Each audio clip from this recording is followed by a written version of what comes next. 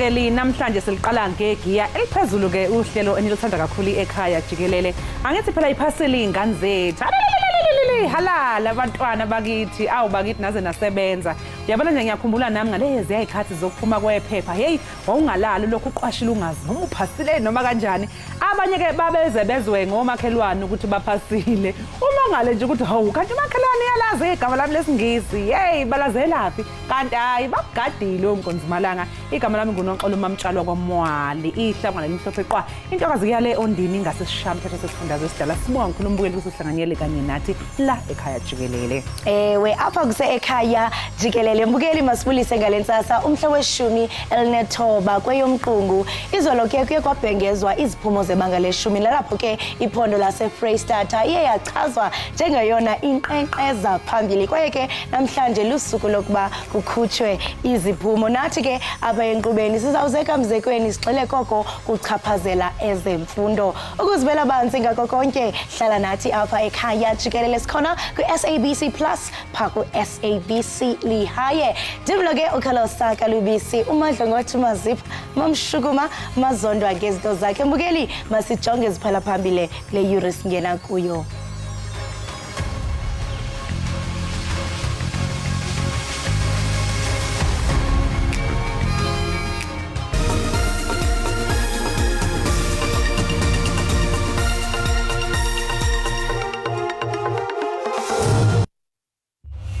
The 2023 NEC overall pass rate has reached 82.9% compared to 80.1% in 2022.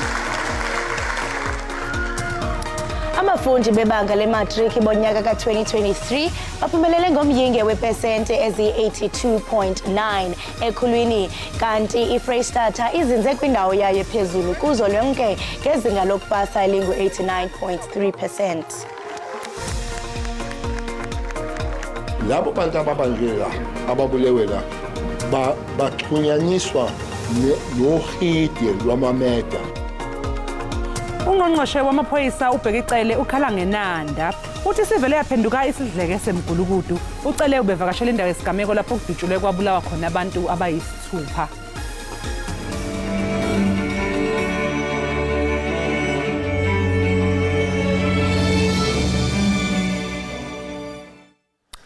Imenyezelwe izolo imphumela yabafundi abebebhala ivivinyo zika-matric ngonyaka wedlule kanti ke labafundi baphase ngo-82.9% ezweni lonke.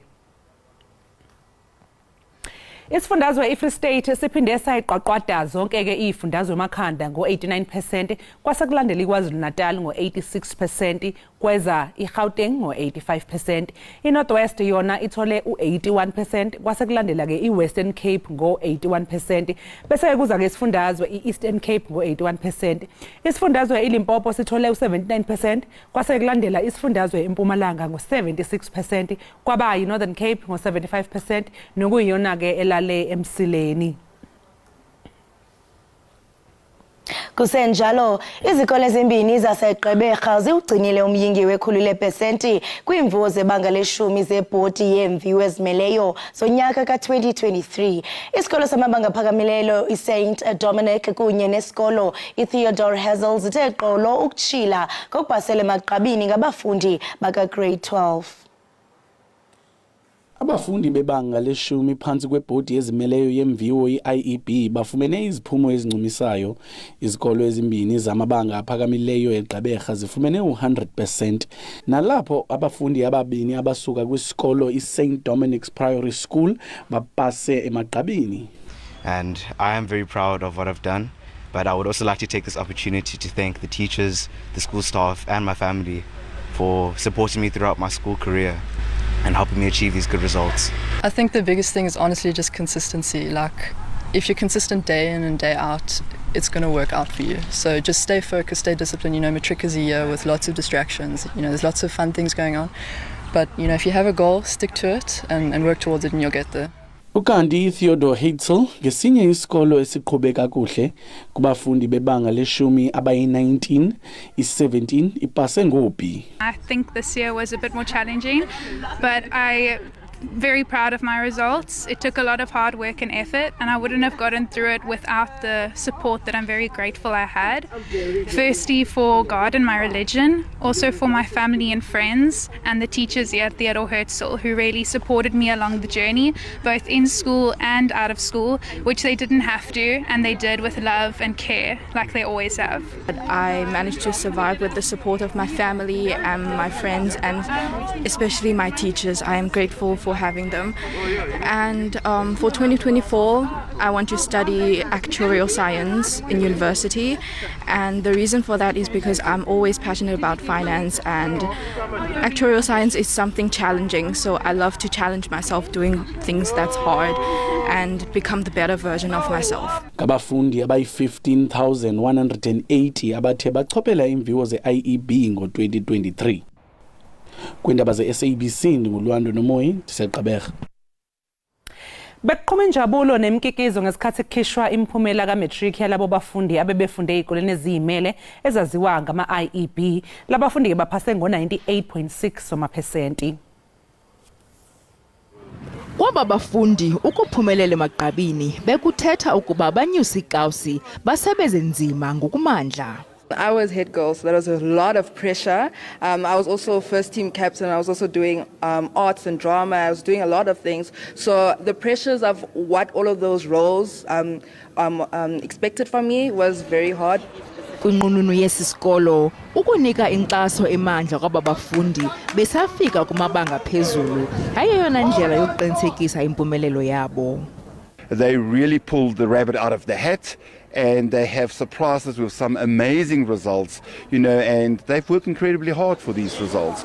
Abazali abazingcayo bebegcwele imincili bechulumancile. The character, I think it's a combo of both me and her mom. Her mom is very, driven and, a hard worker, and my focus and, dedication as well. So it's a bit of both. I think she, takes from both her parents. Abantwana abafunda online nabo baphumelele ngendlela encumisayo. Isikolo iBrainline City abafundi besisikolo benze kakuhle kakhulu kwiziphumo zabo. Abafundi ababini bafumene idistinctions ezisixhenxe umuntu ngamnye. We are so proud of the class of 2023 who were able to push up the pass rate from 83% in 2022 to 88.2% in 2023. Bangaphaya kwamawaka 15 abantwana bebechophele imviwo phantsi kwebhodi yabucala ngo-2023. Yeah, now it feels nice. Izikolo ezimbini ezibhala imviwo zebhodi ezimeleyo i-IEB ePulukwane kwiphondo laseLimpopo sibuyezele impumelelo yazo yabafundi bematric izolo. Isikolo iJabez Christian Academy iphumelele ngo-100%, ngelixa ke isikolo samabanga phansi iMarcella Progressive sona siphumelele ngo-97%. Sithi wuntshu kubo. Ibiyimincili kubafundi kwisikolo samabanga phakamileyo iJabez Christian Academy ePulukwane nanjengoko bephumelele ngo-100% abafundi bematrike bebechophele imviwo ze-IEB kwesi sikolo. I would like to take this chance and thank God and also my mother, my grandparents. They've always been there for me every step ahead, and I appreciate them each and every moment of my life. Wow, I'm just so thankful to God. I think it's a miracle, honestly, that I've passed. Ngabafundi abali-11 bachophele imviwo zematriki kwesi sikolo. Today is a day of celebration because God is so good. We have 100% pass rate and we are so very, very happy. Ukanti kwisikolo samabanga phakamileyo iMarcella Progressive abafundi abazali nabalawuli besikolo bapiyozele ukuphumelela ngo-97%. I never thought that a person like me would produce those kind of results. I like to thank the institution too for trusting in us that we are capable of producing those kind of results. I'm feeling excited. I would like to thank my parents and the school for the whole support they've given me throughout the year. Esi sikolo sivelisa abafundi abaphumelele emagqabini kuzwelonke. We're just happy that there were so many learners that we thought were not going to get bachelors, that we were able to harvest as much as 36 bachelors. Zombini ezi zikolo zithi zizaqinisekisa ukuba zinyusa umxakatho nakulo nyaka ukuze zibe neziphumo ezincumisayo kwakhona.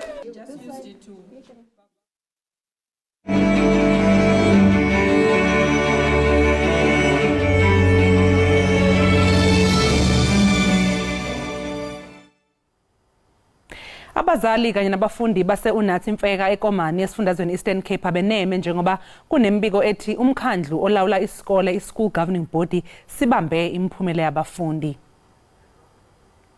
Sisikolo sikahulumende esingahlawulelwayo esikwilali yasezibeleni. Le mali ngama250 randi iza kusetyenziselwa izinto eziquka ukucocwa kwesikolo phakathi kwezinye.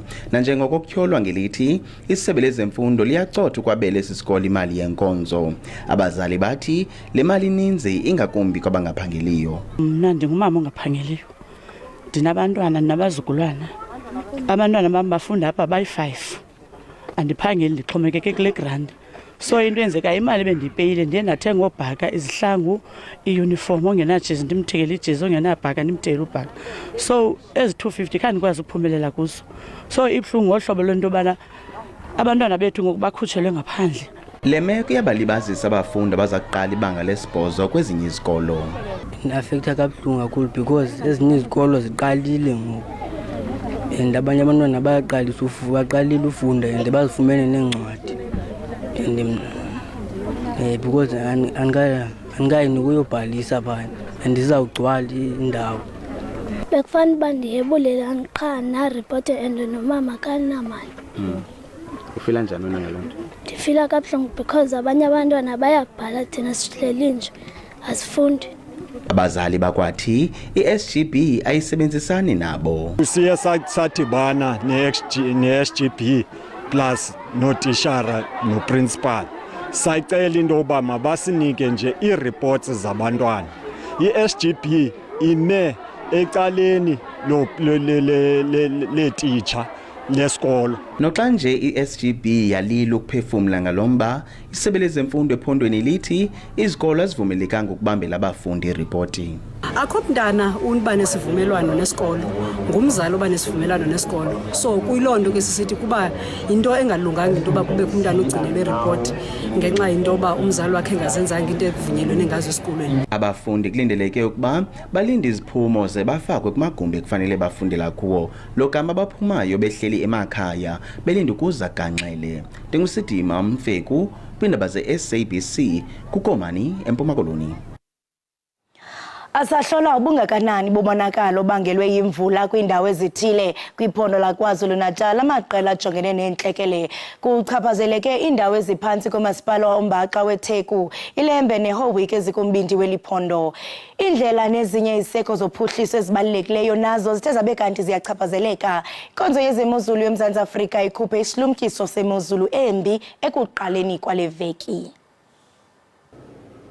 Ngibonge bese ngibingelela nakumbukeli wazo Izindaba ngalesi sikhathi. Ngilapha ke namhlanje endaweni yasemhlanga eThekwini nala khona ke kucace bha ukuthi ke lo monakalo udalwa ke isimo sezulu ukhahlameza ke kakhulu ingqalasizinda ke futhi yawo ke umkhandlu weTheku nawo eminye ke futhi ke imkhandlu umnyango ke wezokubusa ngokubambisana lapha KwaZulu-Natal oholwa ke owengamele ke ungqongqoshe ubonga isithole Mloyo usanda ke ukukhipha istatement nesithi ke amathimba ezenhlekelele ke amatasa ke lapha esifundazweni ke azama ke uhlola ke umonakalo ke udalwe ilezi imvula ke ezenzekile lapha esifundazweni neqhubekayo ke nokho ukuthi zenzeke. Ake ngisuke ke esithombeni bese ngicela uza kwethu uSibuko kwaTembe ukuthi ke atshengise ke kafushane umbukeli walezi indaba ukuthi ke lo monakalo esikhuluma ngawo ungakanani lapha endaweni yasemhlanga lapha esikhona.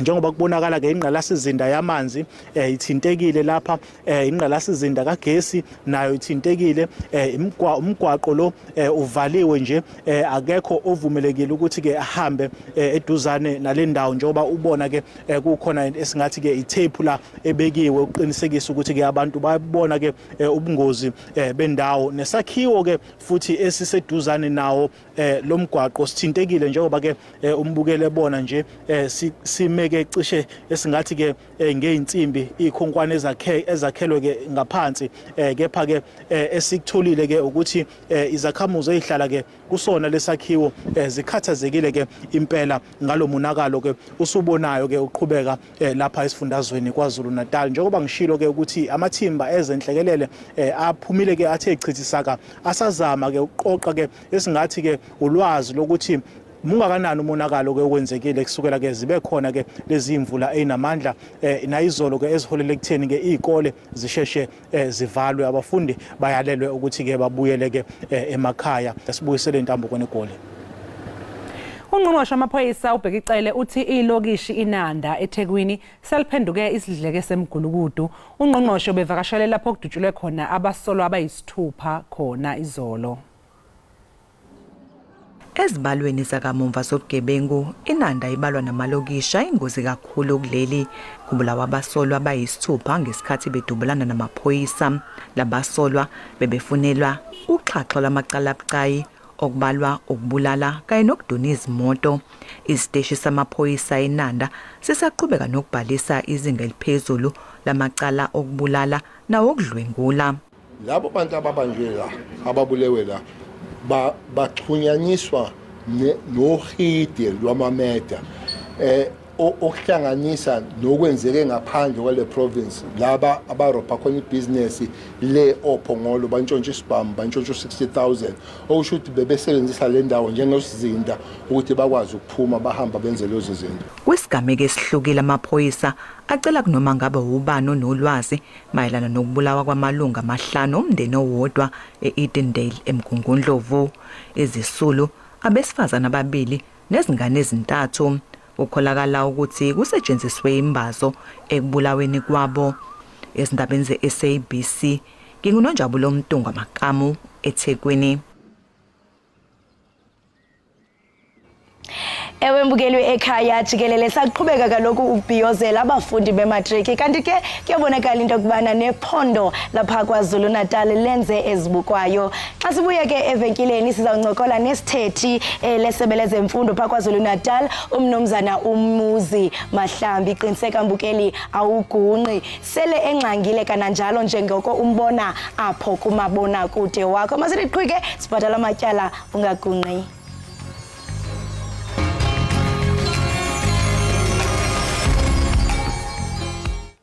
Sibambe ngazo zozibini mbukeli ekhaya Jikelele ngokuba usahleli nathi. Umphathiswa wemfundo esiseko uNG Mutshekga ubhengeze ukuba iklasi yebanga leshumi ka-2023 iphumelele ngo-82.9% neyoyona ke percent phezulu kusukela ngonyaka ka-1994. Iphondo ke laKwaZulu Natal yenze imbali ngokususa eRhawutini kwindawo yesibini ngo-86.4%. Lokho mbukeli ngumsebenzi oncomekayo kakhulu xa kujongwa imingeni ejongene nayo iKZN netheke yaphazamisa inkqubo yokufunda. Ukuva banzi ke ngoku sinxibelelana nothethela isebe lezemfundo kwiphondo laKwaZulu Natal umnomzana Muzi Mahlambi. Mnomzana Muzi masikubulise ngalentsasa sibambe ngazibini ngexesha lakho. Ninjani kwiphondo elithe laphumelela? Sibingelele nababukeli bakho emakhaya. Ungqongqoshe uthi angimxolisele ukuthi akakwazanga ukuthi athathe le interview ngoba usebhanoyini elibuya eGoli ubheke ekhaya. Sijabule kakhulu kabi umnyango wezemfundo kwaZulu Natal ngeachievement esitholile. Kodwa ungqongqoshe imessage angiphathise yona ukuthi ngingalenzi iphutha lokuthi ngingabongi abothisha okuyibona abenze umsebenzi omuhle kangaka nokubambisana nama-unions, kodwa isikakhulukazi ngingalenzi iphutha lokungabongi abazali ukuthi masiboleka iy'ngane zabo uzofunda ama-extra classes, kungaba ngempelasonto, kungaba ngesikhathi samaholidi. Nabantwana nabo uthe ngibabonge kakhulu ngokuthi masebededeliwe emakhaya ukuthi bangayi kwenye indawo kodwa baze esikoleni nangasonke isikhathi othisha mababafuna bazimisele balalele nabothisha. Sibamba ngazibini kuwe napha kungqongqoshe. Iphondo lalapha kwaZulu Natal aliqhelanga into kubana mhlambe libe kanti lizibeka kwindawo yesibini. Ungathi mhlambe yintoni enthena bekanti niyayenza ehlukileyo ngonyaka ka2023 kwazise kaloku into kubana kwiminyaka emihlanu egqithileyo ibikhombisa ungaphumeleli kakuhle njengoko sibona into bana elifunqukile elinani? Sithema masiphuma number 3 last year sase siya analyze sidala phansi siya analyze ukuthi yini ezesafika kule position esifike kuyona ne percentage ebesekuyona. sase siyabona ukuthi yini esiphumelelisile, yini futhi ama gaps engafanele ukuthi ivalwe. Sase siza nento esibiza nge-Provincial Academic Improvement Plan, okuyona ke besi implementa ke unyaka wonke. Mabona kwenzeka lezinto ama-intervention afana nama-good camps, ubona kwenzeka ukufunda kwange-weekend, nazo zonke lama-programs esinawo. Bekungawona nje ama-programs abeziqhamukela, but besithatha laphana ku-improvement plan yethu yonyaka wonke ukuthi si-implemente ukuthi yini ezoyenza ukuthi siphucule ama-results. Ungathi nje ngokolifunqukile uthetha apha nge-weekend classes, i-extra classes, ingakumbi ke xesha lase-winter. Ndiyafuna uqonda into yobana ingaba nixolile yi-quality yeziphumo ezithe zaphuma. Siyabona phana into yobana ngu-86.36%. Nixolile ngokunelisekileyo? Uma kukhona ama-province akwazi ukufika ko-89, nama-districts ethu akwazi ukufika ko-90. Okusho ukuthi ama-district wonke mengasebenza abe u-90, lokho kuzosiphusha nathi siyi-province. U-MEC uzothi mesethula ama-results emini akwazi ukukhuluma-ke nge-detail yokuthi senze kanjani in terms of ukuphucuka kwama-results nama-bachelor akhuphuke ngamangaki. Iyona equality lokhuluma ngayo, kodwa yes asanele masingakafiki 100% because kuyatshengisa ukuthi ama-province ila ephushela khona manje ngendlela ekuhamba ngayo. Mnumzane Umuzi, siyaqonda into yobana mininzi imicelimngeni okanye ii-challenges eliphondo belijamenele nayo ngonyaka ka-2023 apho besibona zitshutshisa kanobom ii-floods. Ndikhumbula elinye inqaku lakulo nyaka ophelileyo kusithiwa zizikolo ezingaphaya kwe-42 eziye zabe kanti zitshatyalaliswa yintlekele ye-floods. Kwanyanzeleka into yokubana zivale. Xa kwenzeka izinto ezimukumulela kunje kuba nzima kakhulu ukufumana ezi ziphumo sizibonayo namhlanje. Ungathi mhlambe zeziphi indlela enthena bekanti niyazisebenzisa uqinisekisa into yokubana nixhasa abafundi, nixhasa ootitshala kananjalo njengoko kaloku nabo ootitshala bebephazamisekile? Siyakhumbula isatu iphakamisa isikhalazo sokuba makunyuswe imivuzo yootitshala.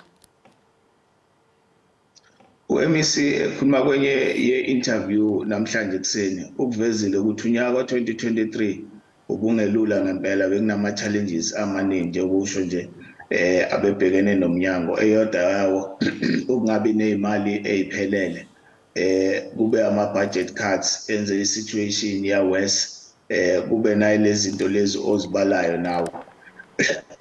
Izona zinto ebesibhekene nazo lezo, kodwa esikubongayo ukuthi noma ama-unions abephakamisa izinto, kodwa besikwazi ukuhlala nawe etafuleni ukuthi siwabekele ukuthi i-situation yethu inje, bese sonke siza nesombululo ukuthi given i-situation esizithola sikuyo, but collectively yini esingayenza ukuze kwazi ukuthi siye phambili.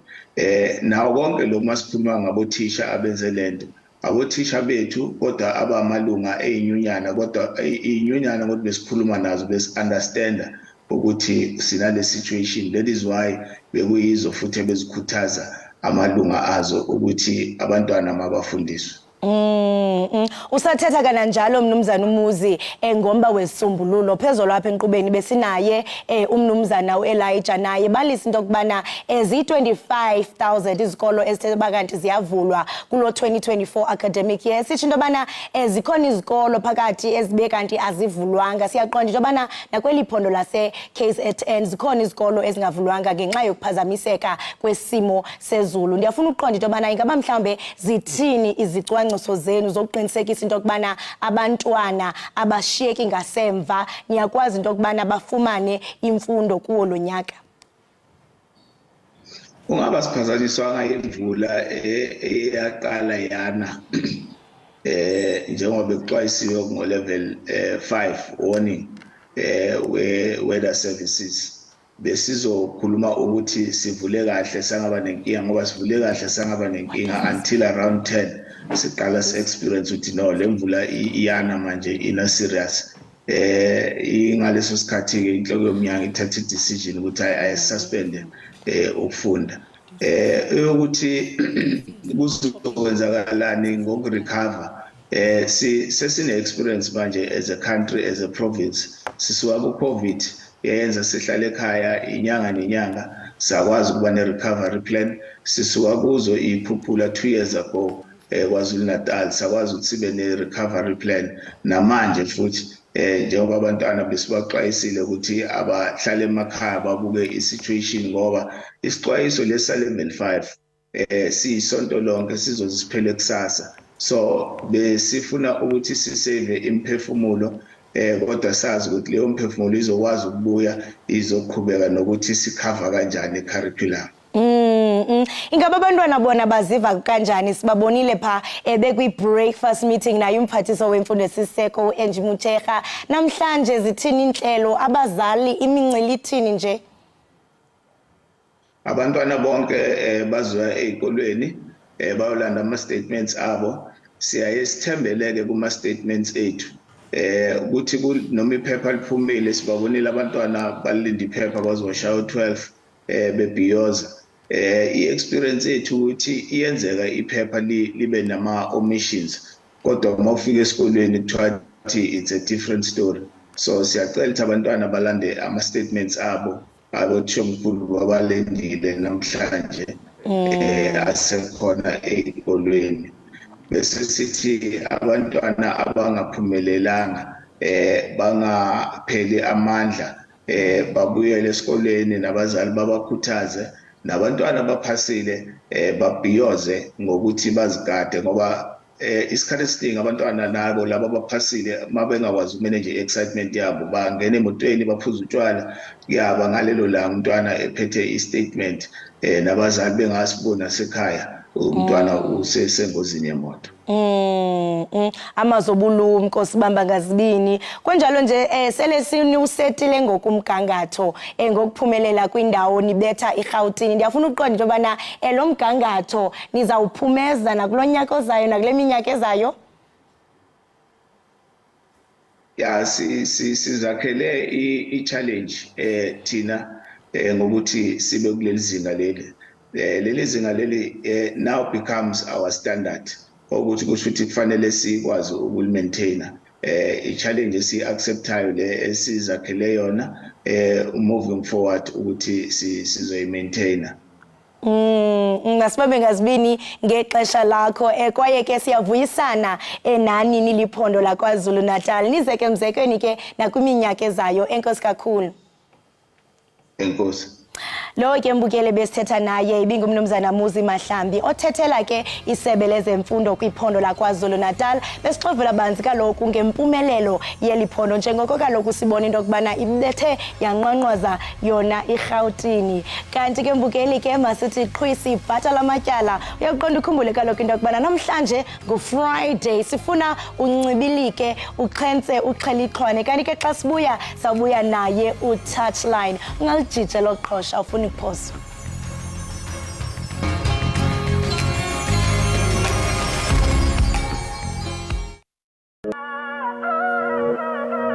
Vogue steady with a young prayer, then I'm on my way up. Now about to that pull me down, but those that hold me down make sure I stay up. He made heaven, but on day 7 he created my day once. Your girl asking me how my day was, but my days are good, girl. I don't do hard labor, I don't do 9 to 5, I don't get paid a month later. But I respect everybody that goes and gets paper. You try to ride my way, but now you need a lifesaver. Every hood nigga's dream is to have white neighbors. We'd have nothing if we relied on what life gave us. It was a good day when God made us. Says famous, oh, into Yasio is to Z on me, sleep on me. She sends you a text, but she sees me secretly. Then she sees me secretly. She needs the D&D deeply and eagerly. We repeat it weekly. I get koi one, I gotta distribute it evenly. Understand that actions are the only thing that we believe. Stripper girls are the ones we love. Money we spend at Summit is a lot when we sum it up. Back chats with the old lady. Nyago 7, she saw it in me already. Heavy, deadly touchline. You try to minus me and cross me, I become a plus sign. That's how I add pressure and I'm coming for what's mine. Hey, what up, clever? The Mali account digger. Girls in the summertime, you know, crop top sweater, car villa, umbrella, but that's not where the shade comes from. It comes from girls that think that they much better and hate on each other. And the only other women that they love are their mothers. Damn. And I don't know how I'm supposed to feel. Girls on Instagram are never real when they post the real. You earn a salary, baby, we understand. Why compete with a honey that gets her money from a man? No, you study and you work and you polishing the plan. But some nights you gotta dance with some liquor in your hands. Let your head down, kululege, yo tulupege. Nigga this fulu shege, zifuni nyungi pele, mom closer. Dad Betty, I don't have Zulu parents, but I need my coins to be bigger than Zulu earrings. Still sacrifice myself to make others happy. Jump for so many people, but no one's there to catch me. Girls change, friends change, but I'll always have me. Yeah, and that's forever, I'm taught.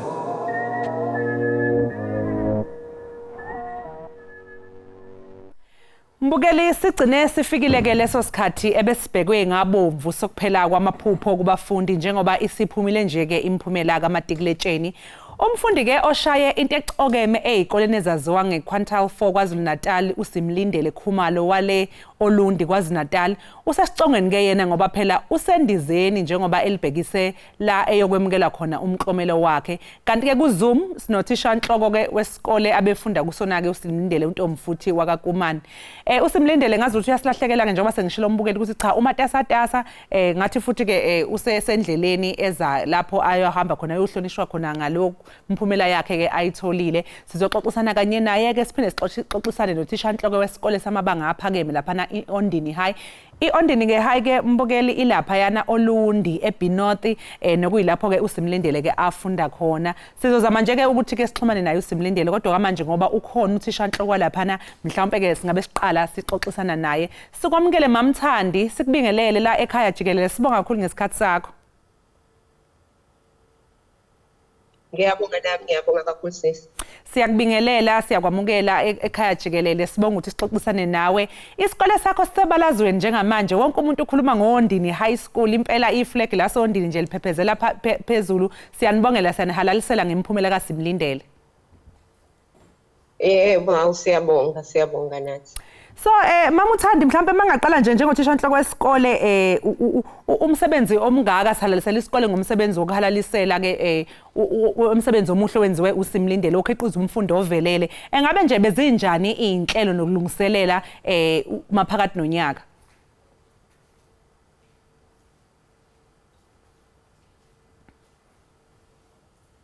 Yebo sisi. Mamthandi angazi noma siyazwana yini bengibuza ngeinhlelo zenza phakathi nonyaka ukuthi nihlele kanjani njengesikole inhlelo beninazo lezi ezenza ukuthi nikwazi ukukhiqiza imphumela emihle kangaka Simlindele.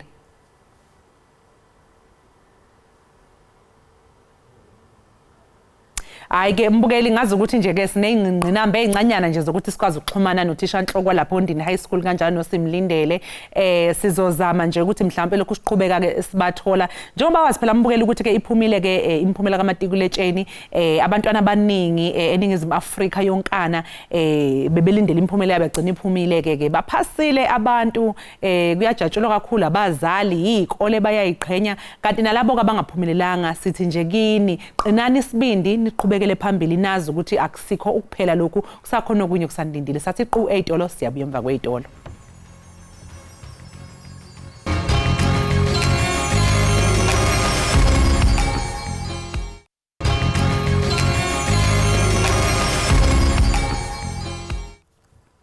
Siphinde sikwamukele mbukeli wekhaya Jikelele ngaphambi ke kwekhefu besikade ke sixoxisana lapha yana ke nomama uThandi wakaKumeni principal noma uthisha nhloko ke wesikole lapho kuphumelele khona uSimlindele kwaKhumalo okuyena koqaqwade bonke abafundi emakhanda la eningizimu Afrika ngemphumela yakhe kaMatric. Mamthandi siphinde sikwamukele sethembe manje sesotholana kahle. Siyatholana. Bengisabuza mama ukuthi njengothisha nhloko wesikole lapho bekufunda khona uSimlindele besicela nje ukuthi usitshele ngeinhlelo ebeninazo unyaka wonke zokufundisa eziholele ekutheni ke lo mfundi akhiqize imphumela emihle kangaka. Angizwanga kahle ukuthi ucela Besibuza ukuthi besacela ukuthi wenabele nje ukuxoxela nababukele emakhaya inhlelo ebeninazo njengesikole phakathi nonyaka ezilidele ekutheni ke nikwazi ukukhiqiza umphumela omuhle kangaka womunye wabafundi benu. Inhlelo ziba khona ziyahlukana. Kuba khona lezi zokuthi sishoshe singene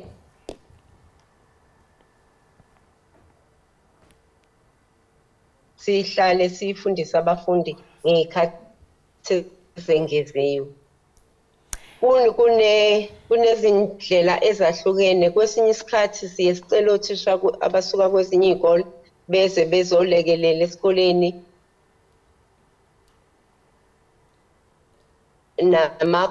ngama-group nabanye othisha. Kodwa isikhathi esiningi sisebenzisa lokho okuthiwa ama-extra classes. Ebese-ke emva kwalokho senzeke i-revision kakhulu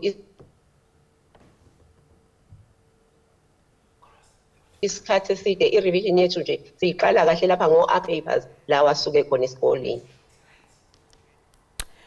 Hayi sixolise kakhulu ke umbukeli ngokungazwani kahle noma uthandi kumano uthisha inhloko wesikole lapha ya Ondini High School. Sizama wonke amandla ethu ukuthi sikwazi ukuxoxisana nabo ngoba phela lo mfundi ubaqoqode bonke emakhanda iningizimu Afrika yonke naimbala siyafisa ukwazi ukuthi bekwenze kanjani lokho siphinde sikhulume nanomfundi ke umbukeli. I-Free State ke iyona isifundazwe sihambe phambili sabashaya zonke ezinye izifundazwe. Unyaka nonyaka. Yeah, nangonyaka udlule kwakuyibo futhi. Mandiyibulelele nephondo lase Mpuma Koloni bethu. Konje babethe bafisa nje ukufika 80%. Ngibonile bathe bathole 81 point nama nickname. Hayi masilibulele ngenene nangenyaniso kuba ibingiminqweno yakhe uOscar into bana nokho bafinyelele. Yazi kuhle kakhulu sizawusoloko siyigcinanisa into yokuba basuke ezilalini phakathi kwe-lack of resources ezingekhoyo kodwa bakwilingqongqo eliphezulu bekuhle kakhulu nabo ndiyababona into bana baziva bebalekile kubanye babo abantwana abanye babo zange bagibela kwa indiza indiza mshini mfethu sekuthiwa ye-airport usuka uyothathwa usuka pha emaqholokweni apho kungekho ufumana isibuzo gibela uququ emazi uquqa yini uquqa uquqa zezazitalion okanye ezamoto ezabuveni zasemakhaya apho ubese koneni uvele ngenhloko nibaninzi nigcwele gibela uquqa